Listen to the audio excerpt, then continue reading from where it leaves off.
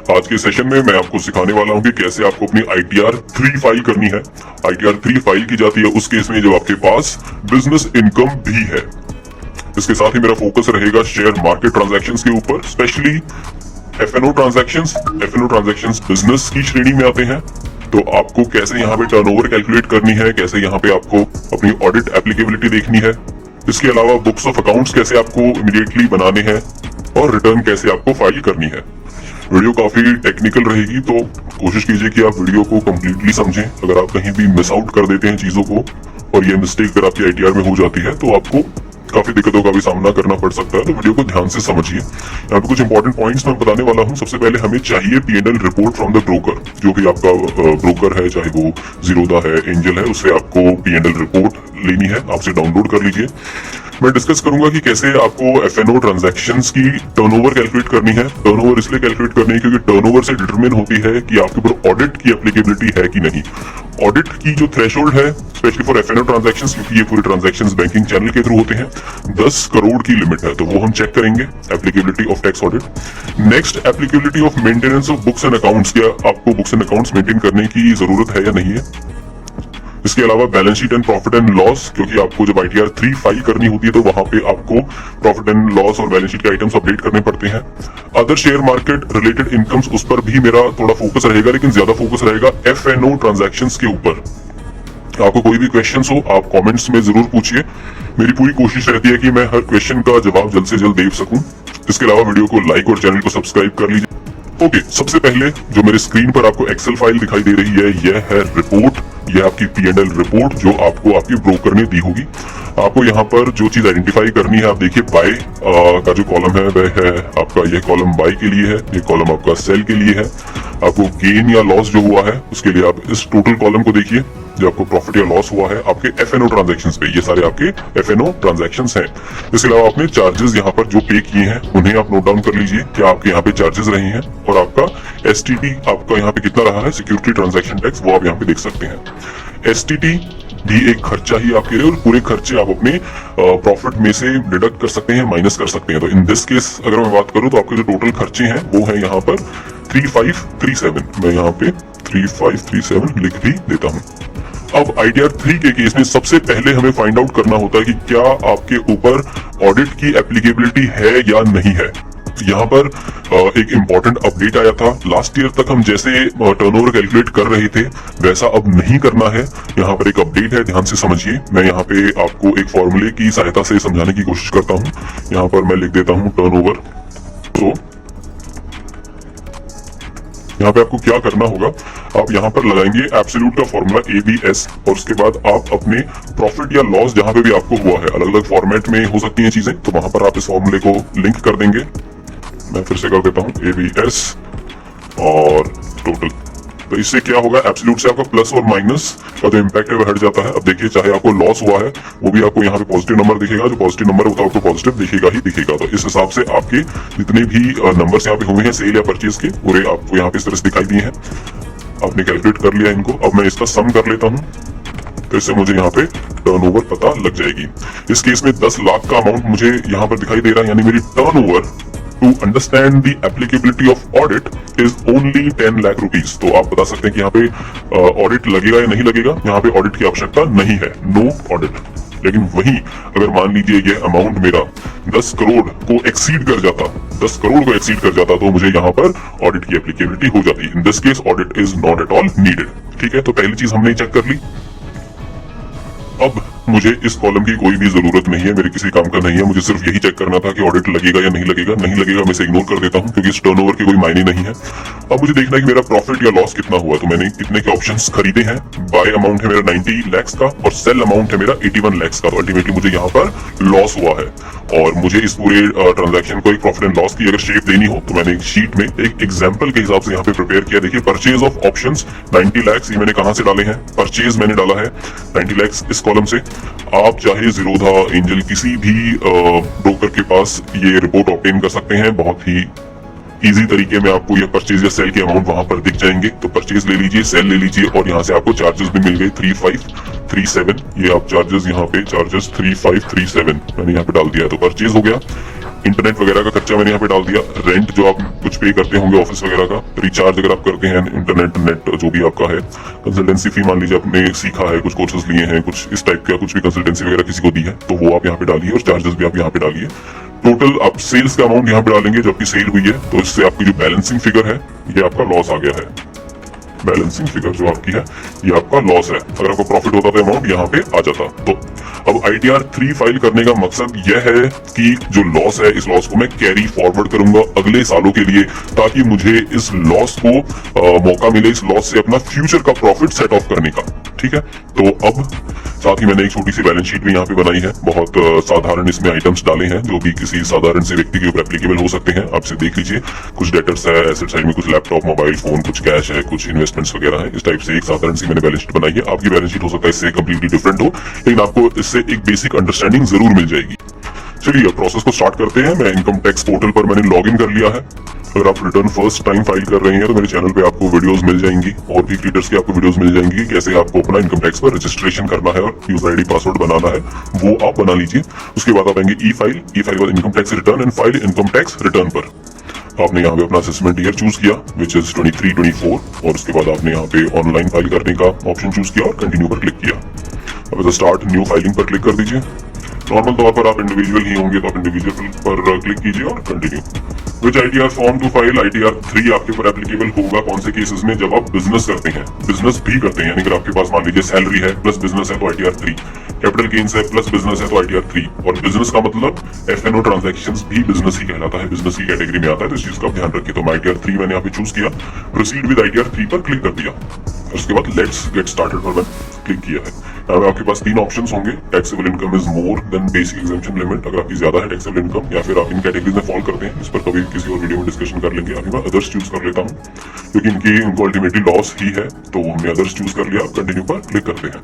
इस शेड्यूल को समझने की कोशिश कीजिए। आपके पास यहाँ पे जो लेफ्ट हैंड साइड पैनल है, यहाँ पे आपको देखिए नंबर ऑफ शेड्यूल्स दिखाई देंगे। यहाँ पे देखिए 1 इस इनकम वाले सेक्शन आपका 6 शेड्यूल्स हैं, बिजनेस में 7 शेड्यूल्स हैं, डेप्रिसिएशन में 5 शेड्यूल्स हैं। इतने सारे शेड्यूल्स हो सकता है आपके ऊपर एप्लीकेबल ना हो, इसमें आपका काफी समय व्यर्थ जाए, जो हम नहीं चाहेंगे। तो अब यहाँ से उन्हीं शेड्यूल्स को चूज कीजिए जो आपके ऊपर एप्लीकेबल है, अन्यथा नहीं। तो चलिए जनरल में, तो ये फर्स्ट वाला है जनरल इन्फॉर्मेशन, ये तो आपको देनी ही पड़ेगी, मैंडेटरी है, इसके अलावा तो आपका काम नहीं चल पाएगा। सेकंड आप इनकम वाले में आइए, तो इनकम में आपके पास देखिए शेड्यूल सैलरी, अगर सैलरी इनकम है तो आप यहाँ पर चेक कीजिए, अदरवाइज आप इसे हटा दीजिए। सैलरी की इनकम कैसे दिखानी है, ITR 1 की कोई भी आप मेरी वीडियो रेफर कर सकते हैं, बड़ी आसानी से आप अपनी सैलरी इनकम दिखा लीजिए। मल्टीपल चीजों पर मैं नहीं फोकस करना चाहता, this particular video is only for FNO transaction, share market में जो आप FNO के ट्रांजेक्शन करते हैं, एंड ITR 3 जो की थोड़ा सा एक कॉम्प्लेक्स काइंड ऑफ टॉपिक है, मैं सिर्फ उसी पे फोकस करना चाहता हूँ। अगर मैं सैलरी और हाउस प्रॉपर्टी की चीजें डिस्कस करूंगा तो जो टॉपिक है वो एक्चुअली डाइल्यूट हो जाता है, तो मैं यहाँ पे इनको नहीं डिस्कस कर रहा हूँ। शेड्यूल ऑफ कैपिटल गेन्स, अगर आप FNO के साथ आप इक्विटी में भी ट्रांजैक्शंस करते हैं, 2-4 दिन रख के, महीना भर रख के आप फिर से शेयर्स को सेल ऑफ करते हैं, या फिर म्यूचुअल फंड्स को आपने परचेज किया फिर सेल किया, आपको वहाँ पे कैपिटल गेन्स या फिर लॉसेस हुए हैं, तो आपको ये टिक करना है, अदरवाइज आप इसे हटा दीजिए। तो मैंने इसको भी हटा दिया है, लेकिन ये हटता नहीं है, this is the mandatory thing. हम यहाँ पे जो भी अमाउंट्स होंगे वो डाल देंगे। Next 112 details of long term gain, इसे मैं हटा देता हूँ। उसके बाद हमारे पास देखिए नंबर ऑफ शेड्यूल्स है जो हमें नहीं चाहिए, इन्हें हम हटा देंगे। अदर इनकम भी कुछ नहीं है, अगर आपके पास है कुछ अदर इनकम तो आप बेशक दिखा दीजिए, कुछ इंटरेस्ट या डिविडेंड, हालांकि सिंपल टॉपिक है तो मैं इसको नहीं चूज कर रहा हूँ। इसके बाद ये सारे मैंने हटा दिए हैं। इसके बाद आप आएंगे बिजनेस पे, तो बिजनेस पे आप देखिए मल्टीपल यहाँ पे फिर से शेड्यूल्स आ जाते हैं। यहाँ पे आपको nature of business, schedule of balance sheet, manufacturing, trading account, P&L account, ये सब आपके रहेंगे, अपने नहीं हटा पाएंगे, तो आप इसे रखिए। Schedule other information for business, अगर आपका टैक्स ऑडिट एप्लीकेबल है तो आपको ये डालना रहता है, अदरवाइज नहीं डालना तो आप इसे हटा दीजिए। Schedule quantitative details, again applicability नहीं है। शेड्यूल इनकम फ्रॉम बिजनेस और प्रोफेशन, अगर डेप्रिसिएशन पे आके मैंने डेप्रिसिएशन को भी हटा दिया है, FNO पे का ही का डेप्रिसिएशन। डिडक्शन के बाद देखिए जो भी आपके पास डिडक्शन है आप इसे चेक रख सकते हैं, अदरवाइज आप इसे हटा दीजिए। नॉर्मल तौर पे हमारे जैसे आम व्यक्तियों के लिए 6A चैप्टर 6A की डिडक्शंस एप्लीकेबल होती हैं, अगर है तो आप इसे रख लीजिए, अदरवाइज आप इसे भी हटा सकते हैं। तो इनकी कुछ ATC की डिडक्शन है, इसलिए मैं इसे रख लेता हूँ। अब नेक्स्ट आएंगे टैक्सेस वाला सेक्शन है। यहाँ पे देखिए एक तो मैंडेटरी शेड्यूल है, schedule of computation of income, जिसे आप हटा नहीं पाएंगे। Schedule computation of income mandatory, ये भी मैंडेटरी है। इसके अलावा के जो ऑप्शंस हैं आपके पास 1 2 3 4, यहाँ पे आपने हटा दिया क्योंकि कुछ एप्लीकेबिलिटी नहीं है। अगर आपका कुछ है टैक्स कलेक्टेड एट सोर्स वगैरह तो आप इसे चेक रखिए, अदरवाइज आप इसे हटा दीजिए। इसके बाद देखिए अदर्स है, यहाँ पे अदर्स में आपके पास schedule of current year losses, बिल्कुल ITR 3 इसीलिए फाइल कर रहे हैं क्योंकि FNO ट्रांजैक्शंस किए और उसके बाद वहाँ पे कुछ करंट ईयर के लॉसेस हुए जो हम कैरी फॉरवर्ड करेंगे, और ब्रॉड फॉरवर्ड लॉसेस कुछ अगर पुराने लॉसेस है तो ये सारे आप टिक रखिए, इन्हें मत हटाइए। और उसके बाद कुछ फॉरेन एसेट्स हैं तो इसे चेक कर लीजिए, अदरवाइज हटा दीजिए। Schedule of assets and liabilities, अगर आप इसे भी एप्लीकेबल नहीं है तो हटा सकते हैं। अब देखिए टोटली हमारे पास यहाँ पे देखिए सिर्फ 16 शेड्यूल्स हो गए हैं, इससे पहले काफी ज्यादा शेड्यूल्स थे। फाइनली आप यहाँ पर कंटिन्यू पर क्लिक करेंगे।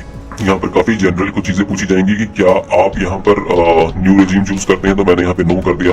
उसके बाद option for current assessment year नहीं, यहाँ भी हम ऑप्ट नहीं कर रहे हैं, कंटिन्यू कर दीजिए। अगर आप करते हैं तो आपको 10E फॉर्म फाइल करना पड़ेगा, इस चीज का ध्यान रखिए। तो यहाँ पे नहीं कर रहे हैं, मैंने कंटिन्यू कर दिया। उसके बाद मुझसे पूछा जा रहा है कुछ और डोनेशंस वगैरह, सैलरी वगैरह, आप चाहे तो इसे नो कर सकते हैं, अदरवाइज स्क्रॉल डाउन कीजिए, यहाँ पे आपको स्किप करने का ऑप्शन मिलेगा। इन सभी क्वेश्चंस को स्किप कर दीजिए। हाँ, अगर कुछ एप्लीकेबल है तो जरूर फाइल कीजिए, जैसे 80D मान लीजिए, मेडिकल इंश्योरेंस है, कुछ भी है आपके पास, LIC वगैरह आपके पास जरूर होगी, तो यहाँ पर आप जो भी अमाउंट है वो अपना यहाँ पे डाल दीजिए, तो वो आपको जरूर डालना है। इसके अलावा अगर नहीं है अमाउंट कुछ भी तो आप यहाँ पर स्किप कर दीजिए, जैसे मैं कर रहा हूँ, मैंने स्किप किया और मैं आगे बढ़ गया। तो फाइनली इस डैशबोर्ड पे आए, यहाँ पे मुझे नंबर ऑफ शेड्यूल्स दिखाई देंगे, सारे हमें फिल करने हैं। एक चेक बॉक्स यहाँ पे टिक्स लगते लगेंगे, ग्रीन टिक्स लगते चले जाएंगे, तो हमें इंश्योर करना है कि सभी पे ग्रीन टिक्स लगे हुए हो। फर्स्ट मैं जनरल टैब पे आ जाता हूँ, provide your confirmation, I will just click on this. ठीक है, यहाँ पे पर्सनल इन्फॉर्मेशन कॉन्टैक्ट वो आप अपना डाल लेंगे। अगर कुछ अपडेट करना है तो अपडेट भी कर सकते हैं। मैं इंपॉर्टेंट सेक्शन पे आ जाता हूँ, फाइलिंग सेक्शन 139(1) रखना है। अगर आप ये रिटर्न फाइल कर रहे हैं 31 जुलाई से पहले, और अगर 31 जुलाई के बाद फाइल कर रहे हैं तो आपको चूज करना होगा बिलेटेड रिटर्न 139(4) में। तो क्योंकि हम ये 31 जुलाई से पहले फाइल कर रहे हैं, 139(1) हमने चूज किया है। रिटर्न टू नोटिस नहीं, कोई नोटिस नहीं आया हमें। Have you ever opted for new tax regime, नहीं, कभी नहीं किया हमने opt. Option for current year, वो भी हम नहीं करेंगे, न्यू टैक्स रिजीम में हम नहीं जा रहे हैं, हम ओल्ड रिजीम के हिसाब से फाइल करेंगे। रेजिडेंशियल स्टेटस वगैरह अपडेट कर दीजिए, तो जैसे रेजिडेंट मैंने अभी चूज कर लिया है। Conditions for residential status, you are in India for 180 days, बिल्कुल हम 180 डेज इंडिया में ही थे, इंडिया के बाहर हम नहीं जाते हैं, मतलब आमतौर पर। तो आप यहाँ पर इसे चूज कर लेंगे। अब कुछ इंपॉर्टेंट चीजें, do you want to claim the benefit under section 115H Portuguese civil code, उसके अलावा इंटरनेशनल फाइनेंशियल सर्विसेज सेंटर, ये पूरा आपका नो रहेगा। आप क्या FII FPI है, नहीं, फाइनेंशियल इंस्टीट्यूशंस वगैरह नहीं है। डिटेल्स ऑफ रिप्रेजेंटेटिव, ऐसे से आप उम्मीद कर रहा हूँ कि आप खुद ही फाइल कर रहे हैं, तो आप इसे नो कर दीजिए। अगर आप किसी के बिहाफ पर कर रहे हैं तो अकॉर्डिंगली आपको यहाँ पे यस करके अपनी डिटेल्स वगैरह डालनी रहेंगी। डिटेल्स ऑफ डायरेक्टरशिप, अगर आप डायरेक्टर हैं तो यस कीजिए, डायरेक्टर नहीं है तो नो कर दीजिए। डिटेल्स ऑफ फर्म, किसी पार्टनर में, किसी फर्म में आप पार्टनर हैं तो यस कीजिए, अदरवाइज नो। अनलिस्टेड शेयर्स हैं, नहीं है, कुछ नहीं है, तो आप इसे भी नो कर दीजिए। मैं क्विकली इसे अपडेट कर देता हूँ। अब है आपकी ऑडिट की इन्फॉर्मेशन, तो जैसे आप इसमें क्लिक करते हैं, are you liable to maintain accounts as per section 44AA। क्या है सेक्शन 44AA? 44AA आपको बताता है कि क्या आपको बुक्स ऑफ अकाउंट्स, खाते वगैरह बनाने की जरूरत है या नहीं है। तो चलिए सबसे पहले हम समझते हैं क्या है 44AA। इनकम टैक्स इंडिया की जो ऑफिशियल वेबसाइट है, वहां से मैंने सेक्शन को ओपन किया है। Maintenance of accounts by certain persons carrying on profession और बिजनेस। कहते हैं कि इन व्यक्तियों को बुक्स ऑफ अकाउंट्स मेंटेन करने की जरूरत है। कौन से व्यक्ति हैं? नंबर 1 सबसेक्शन 1 में कहा गया है every person carrying on legal, medical, engineering, architect profession, या फिर अकाउंटिंग जैसे कि सीएस हो गई, या फिर टेक्निकल कंसल्टेंसी वगैरह प्रोवाइड करते हो, इंटीरियर डेकोरेशन, इन सब प्रोफेशंस वालों को बुक्स ऑफ अकाउंट्स मेंटेन करने की जरूरत बताई गई है। सेकंड पॉइंट क्या कह रहा है, देखिए, every person carrying on business और profession not being a profession referred to in this above. यदि आप कोई ऐसा बिजनेस करते हैं जो इनके अलावा है तो भी आपके ऊपर बुक्स ऑफ अकाउंट मेंटेन करने की एप्लीकेबिलिटी हो सकती है, लेकिन कुछ कंडीशंस हैं। चलिए कंडीशंस को देखते हैं। If his income from business और प्रोफेशन एक्सीड्स 1,20,000 रुपीज ऑफ, मेरी इनकम यदि 1,20,000 से ज्यादा है तो मुझे बुक्स ऑफ मेंटेन करने की जरूरत पड़ सकती है। और हिज टोटल सेल इनकम, मान लीजिए कुछ नहीं हुई, लॉसेस है, लेकिन मेरी जो टोटल सेल है, टोटल टर्नओवर है, या फिर ग्रॉस रिसीट है, वो कितनी है? Exceeds 10 lakh rupees. अब आप हमें बताइए, हमारे एग्जाम्पल के हिसाब से, अगर मैं बात करूं हमारे हिसाब से, हमारी जो टर्नओवर है क्या वो एक्सीड कर रही है? लॉ ने कहा 10 lakh rupees, exceeds 10 lakh rupees in any of the 3 years immediately preceding the previous year. 10 lakh यहाँ पर मेरी टर्नओवर एक्सीड करेगी, जो वहां पे जो हमें लिमिट दी गई है। इसका मतलब मुझे बुक्स ऑफ अकाउंट्स मेंटेन करने की जरूरत है। लेकिन मैं यहाँ पर आपको एक और इम्पोर्टेंट पॉइंट बता दूं कि लॉ हमें कहता है कि in any of the 3 years, किसी भी 3 सालों में, मान लीजिए पिछले साल नहीं मिलेंगे, एक समय में मे बी 2021 में आपकी टर्नओवर जो थी आपकी 10 लाख से ज्यादा थी, या फिर मान लीजिए किसी भी 3 सालों में, तो भी आपके ऊपर एप्लीकेबिलिटी हो जाएगी। इंपॉर्टेंट चीज यहाँ पे प्रीसीडिंग द प्रीवियस ईयर, जिस साल की हम प्रिपेयर कर रहे हैं उस साल की नहीं देखनी है, उससे पहले के 3 सालों की देखनी है। मान लीजिए हम 22-23 की भी रिटर्न फाइल जैसे करेंगे तो 22-23 की हमें नहीं देखनी है, 20-21 की, 21-22 की और उससे पहले वाले साल 19-20 की, उनकी हमें देखनी है। अगर वहां पे आपकी 10 लाख से एक्सीड हुई है तो आपको बुक्स एंड अकाउंट्स मेंटेन करने की जरूरत है। इसके अलावा भी हमारे पास यहाँ पे कंडीशंस है, बहुत सिंपल कंडीशंस है, आप वीडियो को एक बार पॉज करके भी देख सकते हैं। मैं आगे बढ़ता हूँ। मैं मान के चल रहा हूँ कि हमें जैसे करंट ईयर में 10 लाख से ज्यादा का मेरा टर्नओवर है, तो पिछले साल भी मैं मान रहा हूँ कि 10 लाख से ज्यादा था, उससे पहले भी 10 लाख से ज्यादा का था, तो हमारी यहाँ पर एप्लीकेबिलिटी है बुक्स ऑफ अकाउंट्स मेंटेन करने की। तो मैं आ जाता हूँ ITR पर। तो मुझे यहाँ पर करना रहेगा, are you liable to maintain books and account? जी हाँ, मैं हूँ लायबल, तो मैंने यस कर दिया है। Whether SSC is declaring income under only under section 44AE, 44B, BB, AD, 44ADA, BB specific sections हैं, जैसे आपके प्रेजेंटिव वगैरह के सेक्शंस हैं। अगर आप कर रहे हैं उसमें डिक्लेयर तो आप यस कीजिए, अदरवाइज आपसे नो कर दीजिए। मैंने यहाँ पे नो कर दिया है। Whether during the year total sales turnover gross receipts of businesses between 1 crore and 10 crore, 1 crore से 10 करोड़ के बीच में, जी हमारे तो 10 लाख ही है, तो हम यहाँ पर नो कर देंगे। No turnover does not exceed 1 crore. अगर आपकी टर्नओवर एक्सेल शीट में जो मैंने दिखाया था, फिर से एक बार बता दूं, यहाँ पे मेरी सिर्फ 10 लाख 1,000 की टर्नओवर आई है, तो मैं यहाँ पर मान लीजिए 1 करोड़ 1.5 करोड़ की टर्नओवर यहाँ पे आई है, तो मैं यहाँ पे दूसरा ऑप्शन चूज करूंगा। Are you liable for audit under section 44AB? क्या ऑडिट की आवश्यकता है? हम ऑलरेडी डिटरमिन कर चुके हैं, ऑडिट की आवश्यकता नहीं है, क्योंकि मेरी टर्नओवर 10 करोड़ को एक्सीड नहीं कर रही है, तो मैंने यहाँ पे नो चूज किया। Are you liable to audit under section 92E? आप इसमें भी नो कर दीजिए। इसके अलावा if liable to furnish other reports mentioned, इसको भी आप नो कर दीजिए। हमें किसी प्रकार की किसी ऑडिट की आवश्यकता नहीं है, फाइनली से सेव कर दीजिए। यहाँ पर आप आएंगे बैंक डिटेल्स में, अपना बैंक अकाउंट यहाँ पे ऐड कर दीजिए। Add bank account simple process है, बैंक अकाउंट डालिए, IFSC कोड डालिए, सेव कर दीजिए। आप फाइनली यहाँ पे कंफर्म पर क्लिक करेंगे सारी इन्फॉर्मेशन अपडेट करने के बाद। ये देखिए फाइनली यहाँ पे पार्ट ए अपडेट हो चुका है, तो कंफर्म का टिक आ गया। इस हिसाब से हमारा जो ऑब्जेक्टिव रहेगा, सभी सेक्शंस अपडेट करने हैं। नेचर ऑफ बिजनेस पर आ जाते हैं, प्रोवाइड योर कंफर्मेशन क्लिक किया मैंने। यहाँ पर जो कोड रहेगा आपका, कोड रहेगा अदर फाइनेंशियल इंटरमीडिएशन सर्विसेज। अगर आपका कोई ट्रेड नेम है तो आप वहाँ पे डाल सकते हैं, जो भी आपके बिजनेस का नाम हो। अगर आप खुद का नाम भी यहाँ पे डाल सकते हैं, कोई प्रॉब्लम नहीं है। डिस्क्रिप्शन में आप यहाँ पे लिख देंगे trading in futures and options, और इस हिसाब से आप उसे यहाँ पे ऐड कर देंगे। ऐड करने के बाद कंफर्म कर दीजिए। चलिए 2 टिक लग चुके हैं। बैलेंस शीट पे आ जाइए। बैलेंस शीट पे आप क्लिक करेंगे, यहाँ आपके पास 3 सेक्शंस हैं, sources of funds, application of funds, no account case. सबसे पहले मैं नो अकाउंट केस बताता हूँ, क्योंकि सबसे आसान है। नो अकाउंट केस का मतलब है कि आपको बुक्स ऑफ अकाउंट्स मेंटेन करने की जरूरत नहीं है। देखिए हमारे केस में 10 लाख से ऊपर की टर्नओवर है, तो हमें बुक्स ऑफ अकाउंट्स मेंटेन करने की जरूरत है। और बुक्स एंड अकाउंट्स में कोई बहुत बड़ा चौड़ा काम नहीं है। आपके पास जो रिपोर्ट आती है जीरोधा की, आप उसमें सारे आपके ट्रांजेक्शन रहते ही हैं। उसके अलावा आपको एक balance sheet profit and loss बनाना, जो कि मैंने इसे थोड़ी देर पहले दिखाया ही था आपको, तो आप उस हिसाब से प्रिपेयर कर लीजिए, कोई प्रॉब्लम वाली बात नहीं है। तो जिस इनकेस आपकी बहुत थोड़ी सी टर्नओवर है, तो आप नो अकाउंट केस में भी यहाँ पे फाइल कर सकते हैं, जहाँ पे आपको 1-2 बेसिक डिटेल्स देनी पड़ती है, जैसे आपके सनरी डेटर्स कितने हैं, क्रेडिटर्स कितने हैं, stock in trade, cash at bank कितना है, और आपसे सेव कर दीजिए। That is enough. अभी मैं जो आपको सिखा रहा हूँ वो यह है कि अगर आपको बुक्स ऑफ अकाउंट्स के साथ आपको बैलेंस शीट में इन्फॉर्मेशन डालनी है तो आप कैसे डालेंगे। आप सोर्स ऑफ फंड्स पे ऐड कीजिए और ऐड डिटेल पर यहाँ पे क्लिक करेंगे तो आपको देखिए अलग अलग यहाँ पे आपको हेड्स मिलेंगे। प्रोप्राइटर्स कैपिटल मैं आपको अपनी एक्सेल शीट पर दिखा देता हूँ। इस एक्सेल शीट पर मैंने जो कैलकुलेशन की थी, यहाँ पे मैं आपको दिखा दूँ कि ये हो सकता है आपके ऊपर उतनी एप्लीकेबल ना हो, अपने हिसाब से डाल लीजिए, लेकिन ये आपको एक एग्जाम्पल, एक रेफरेंस के हिसाब से तौर पर आप इसे यूज कर सकते हैं, देख सकते हैं। तो प्रोप्राइटर्स कैपिटल में डाल देता हूँ 5 लाख, लोन है 2 लाख का, क्रेडिटर है 50,000 का, अदर पेबल्स है 1,50,000 की। मैं इसे फटाफट से अपडेट कर देता हूँ। ये देखिए लोन्स के केस में मैंने यहाँ पे अनसिक्योर्ड लोन फ्रॉम अदर्स डाल दिया 2 लाख, और मान लीजिए मैंने अपने दोस्त से कुछ लोन लिया तो आप ऐसे डाल सकते हैं। बैंक से लिया है, बैंक है भी तो डालिए, अदरवाइज मत डालिए। बैंक का बैंक ऑप्शन है। प्रोप्राइटर फंड में मैंने 5 लाख यहाँ पे डाल दिया। टोटल यहाँ पर देखिए 9 लाख आ चुका है, और मैं यहाँ पे इसे ऐड कर देता हूँ। अब बात की जा रही है एप्लीकेशन ऑफ फंड की, यानी आपने फंड्स कहाँ यूज किए हैं। इसे आप क्लिक कीजिए और यहाँ पे ऐड डिटेल्स कर दीजिए। ऐड डिटेल्स में जैसे आपके पास कोई फिक्स एसेट्स है, मान लीजिए आपके पास लैपटॉप है, आपके पास मोबाइल फोन से आप यूज करते हैं, तो इन्फॉर्मेशन आएगी। इन्वेस्टमेंट्स के केस में जो भी आपने इन्वेस्टमेंट्स की हुई है, कुछ लॉन्ग टर्म इन्वेस्टमेंट्स है, गोल्ड वगैरह है, उस टाइप से आप यहाँ पे डाल सकते हैं। नहीं है तो इसे छोड़ दीजिए। Current assets and loans and advances आप यहाँ पर अपडेट कर देंगे। इस तरह से आप शेड्यूल को भी अपडेट कर दीजिए। बैलेंस शीट मैं आपको ऑलरेडी दिखा चुका हूँ। तो ये सारे आइटम्स मैं अकॉर्डिंगली सेक्शंस में अपडेट कर देता हूँ। तो हमारे पास sources of funds, application of funds 9 lakh बराबर। अब कंफर्म पर क्लिक कर दीजिए। नेक्स्ट आपके पास है पार्ट ए मैन्युफैक्चरिंग अकाउंट। तो देखिए मैन्युफैक्चरिंग तो आप करते नहीं है, तो आप इसे बस क्लिक करेंगे और इसको आप जस्ट कंफर्म पर क्लिक कर दीजिए कि सारे अमाउंट 0 है। This is done. ये इतना मुश्किल नहीं है, बहुत सिंपल है, प्रोवाइडेड आप स्टेप बाय स्टेप चलें और चीजों को समझने की कोशिश करें। ट्रेडिंग अकाउंट में भी आप यहाँ पर देखिए दो ऑप्शन है, आप डायरेक्टली तो अपने प्रॉफिट एंड लॉस बनाया है आप उसमें भी डाल सकते हैं, या फिर आप ट्रेडिंग अकाउंट को भी यूज कर सकते हैं। मैं जो अप्रोच फॉलो करता हूँ, मैं ट्रेडिंग अकाउंट को यूज नहीं करता हूँ, तो ट्रेडिंग अकाउंट को मैंने एज इट इज कंफर्म करके क्लोज कर दिया है और मैं अपने सेल एंड परचेज को अपने प्रॉफिट एंड लॉस में ही दिखाता हूँ।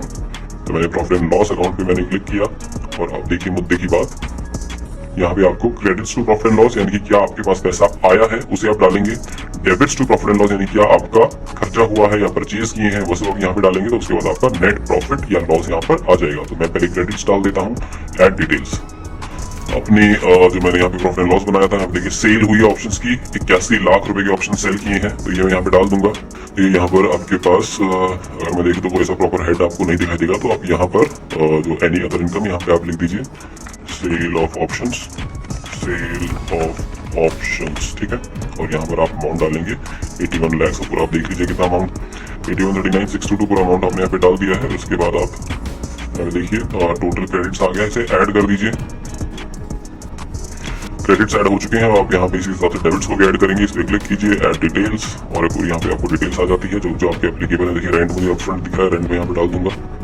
यहाँ पर देखिए आपको सभी हेड्स यहाँ पे दिखाई देंगे, आप अकॉर्डिंगली जो भी आपके खर्चे हुए हैं in relation to the business आप अकॉर्डिंगली उसमें आप यहाँ पर डाल सकते हैं, ठीक है, including audit fees, other expenses. अगर किसी का हेड आपको पर्टिकुलरली नहीं मिल रहा है तो यहाँ पे आप इसको अदर एक्सपेंसेस में डाल दीजिए। जैसे हमारे केस में ब्रोकरेज वगैरह का आपको हेड नहीं मिलेगा तो ब्रोकरेज वगैरह आप यहाँ पे डाल देंगे, तो आप इस तरह से इसे अपडेट कर पाएंगे। तो देखिए आपने यहाँ पे क्रेडिट्स डाल दिए थे, आपने डेबिट्स भी डाल दिए, अब आपका नेट प्रॉफिट और लॉस यहाँ पे माइनस में आपका लॉस आ चुका है, तो आप इसे कंफर्म कर दीजिए। नेक्स्ट आपका शेड्यूल है, शेड्यूल डीपी बिजनेस और प्रोफेशन, इस पर क्लिक कीजिए। ये देखिए ऑटोमेटिकली आप यहाँ पे दिखाएगा कि आपका कितना आपका जो है वो लॉस है, 12,56,000 का लॉस यहाँ पे आ चुका है। इसे आप कंफर्म कर दीजिए। कंफर्म करने के बाद स्क्रॉल डाउन कीजिए, नेक्स्ट हेड पर आप आएंगे, शेड्यूल ऑफ CYLA, DFLA और CFLA सभी आप 1 बाय 1 क्लिक करेंगे। तो आप देख सकते हैं करंट ईयर के जो भी आपके लॉसेस हैं, जैसे आपके income of current year, house property loss है, बिजनेस लॉस है, अदर सोर्सेज लॉस है। तो देखिए बिजनेस लॉस में आपके 12 लाख अमाउंट यहाँ पे आ चुका है, जो हम क्लेम करेंगे, कैरी फॉरवर्ड करेंगे, यहाँ पे अमाउंट आ चुका है। और आप देखेंगे कि आपका loss remaining after set of, सब कुछ सेट ऑफ जो भी हो सकता था होने के बाद 12 लाख आपका लॉस है, बिल्कुल सही है, आप इसे कंफर्म कर दीजिए। सिमिलरली अब आप फिर से अपने नेक्स्ट शेड्यूल पे जाएंगे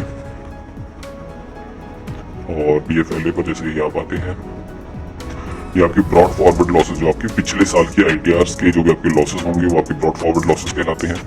इस केस में आपका कोई भी ब्रॉड फॉरवर्ड लॉसेस नहीं है तो कोई बात नहीं, आप इसे कंप्यूट सेट ऑफ पर क्लिक कर दीजिए। उसके बाद नेक्स्ट शेड्यूल है आपका शेड्यूल कैरी फॉरवर्ड लॉसेस, तो जो आपके लॉसेस कैरी फॉरवर्ड आप कर रही हैं, देखिए यहाँ पर आपका ईयर ऑन ईयर बैलेंस यहाँ पे आपको दिखाई देगा, साल 10-11 के से आपका अमाउंट यहाँ दिखाई दे रही है 15, 16, 16, 17।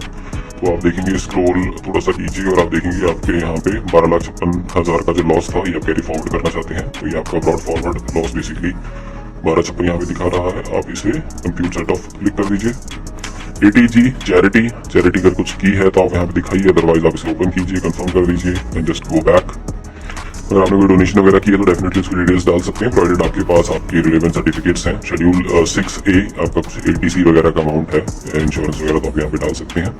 इसे ओपन करेंगे, डालने के बाद अमाउंट आप यहाँ पे से कंफर्म कर लीजिए। मैं यहाँ पे कुछ भी नहीं डाल रहा हूँ, मेरा फोकस यही था, जैसे मैं आपको बार बार बता रहा हूँ कि आप FNO ट्रांजैक्शन जो कि बिजनेस ट्रांजैक्शंस बिजनेस की श्रेणी में आते हैं, और बिजनेस ट्रांजैक्शंस को आप कैसे अपने P&L प्रिपेयर करते हैं, कैसे अपने टर्नओवर कैलकुलेट करते हैं, कैसे आप ऑडिट की रिक्वायरमेंट को डिटरमिन करते हैं, वो सब आप चेक करेंगे। तो 1 बाय 1 आप सभी सेक्शन पर क्लिक कीजिए। स्पेशल रेट से आपकी किसी इनकम पे टैक्स नहीं लग रहा है, आप इसे क्लिक करेंगे और उसे फिर कंफर्म कर दीजिए ताकि आपके पास वहाँ पे ग्रीन टिक आ जाए। हमने पूरी कोशिश की यहाँ पे कि हम कम से कम शेड्यूल्स ला पाए, लेकिन कुछ शेड्यूल्स जो है वो मैंडेटरी आ जाते हैं, आप कुछ नहीं कर सकते, तो just open them and click on confirm. Similarly AMT alternate minimum tax, इसे भी आप कंफर्म कर दीजिए, और उसके बाद AMTC इसे कंफर्म कर दीजिए। नो डाउट काफ़ी बड़ा प्रोसेस है, और इसके लिए अगर आप किसी भी कंसल्टेंट वगैरह से फाइल करवाते हैं तो इसके लिए आपको अच्छी खासी फीस भी पे करनी पड़ती है। हम यहाँ पे आपको पूरी कोशिश कर रहे हैं कि कॉन्सेप्ट्स के साथ चीज़ों को सिखा सकें। तो अगर आपको हमारा ये एफर्ट सही लग रहा है तो वीडियो को लाइक और चैनल को सब्सक्राइब जरूर कर दीजिए। उसके बाद आप इसे कंफर्म कर देंगे। ये 12,56,000 का जो नंबर है ये हमारा फाइनली लॉस रहेगा। और आप देखेंगे कि हमने अब finally computation of tax on routine income पर आ गए, प्रोवाइडेड कन्फर्मेशन, तो इस पर भी आप कंफर्म कर दीजिए। Computation of total tax liability में अगर आप देखेंगे स्क्रॉल डाउन करके तो आपको यहाँ पे कुछ भी 00 आ रहा है, कोई आपकी टैक्स लाइबिलिटी वगैरह नहीं है, आप जस्ट इसे कंफर्म कर दीजिए। प्रीव्यू रिटर्न, इसके बाद प्रोसीड टू प्रीव्यू कर दीजिए। बेसिक डिटेल्स आप डाल सकते हैं अपनी वहाँ पे, प्रोसीड टू प्रीव्यू कर देंगे तो आप देखेंगे कि पूरी आपकी जो रिटर्न है वो एक समराइज्ड वे में आपके पास आ जाती है। इसे आप एक बार वेरीफाई कर लीजिए, 2 मिनट इस पर स्पेंड करेंगे तो ठीक रहेगा, कोई गलती है तो यहीं पे पकड़ में आ जाती है। और फाइनली प्रोसीड टू वैलिडेशन पर आप इसे क्लिक कर दीजिए। यहाँ पे देखिए आपको वैलिडेशन सक्सेसफुल का मैसेज आ गया है। वैलिडेशन सक्सेसफुल होने के बाद आप इसका डाउनलोड कर सकते हैं जेसन, या फिर आप इसको डायरेक्टली प्रोसीड टू वेरिफिकेशन पर क्लिक करके वेरिफिकेशन कंप्लीट करेंगे और अपने रिटर्न को ऑनलाइन फाइल कर देंगे।